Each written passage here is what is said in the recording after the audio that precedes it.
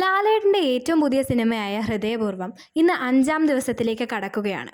സത്യൻ അന്തിക്കാട് മോഹൻലാൽ കൂട്ടുകെട്ടിൽ വന്ന ഏറ്റവും പുതിയ സിനിമയാണ് ഹൃദയപൂർവ്വം. അവധി ദിവസങ്ങളായിരുന്ന ശനിയാഴ്ചയും ഞായറാഴ്ചയും മികച്ച കളക്ഷനാണ് ഈ സിനിമ നേടിയത്.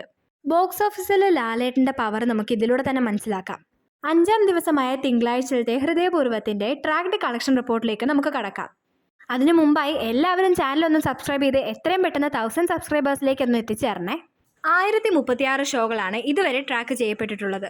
1,83,00,000 രൂപയോളമാണ് ഇന്ന് ഈ ചിത്രം ഗ്രോസായി നേടിയിരിക്കുന്നത്.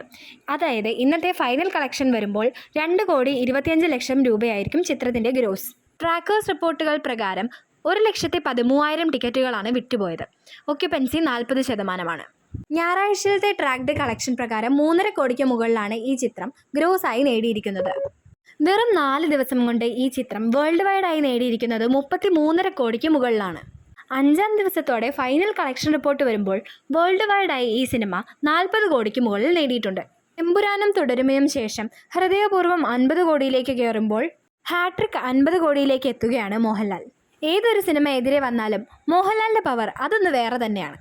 മോഹൻലാൽ സത്യൻ അന്തിക്കാട് കോംബോയിൽ വന്ന 20-ാമത്തെ ചിത്രമാണ് ഹൃദയപൂർവ്വം. ഇതിൽ 17 സിനിമകളും വിജയ ചിത്രങ്ങളാണ്. കേരള ബോക്സ് ഓഫീസിൽ നിന്ന് മാത്രമായിട്ട് ഈ സിനിമ നേടിയത് 15 കോടിക്ക് മുകളിലാണ്. നിങ്ങളൊരു മോഹൻലാൽ ആരാധകനാണെങ്കിൽ എത്ര പ്രാവശ്യം ഈ സിനിമ കണ്ടുവെന്നും എവിടെയാണ് ഈ സിനിമ കണ്ടതെന്നും ഒന്ന് കമൻസിലൂടെ പറയണേ. കൂടെ ലൈക്കും ഷെയറും സബ്സ്ക്രൈബും ചെയ്യണേ.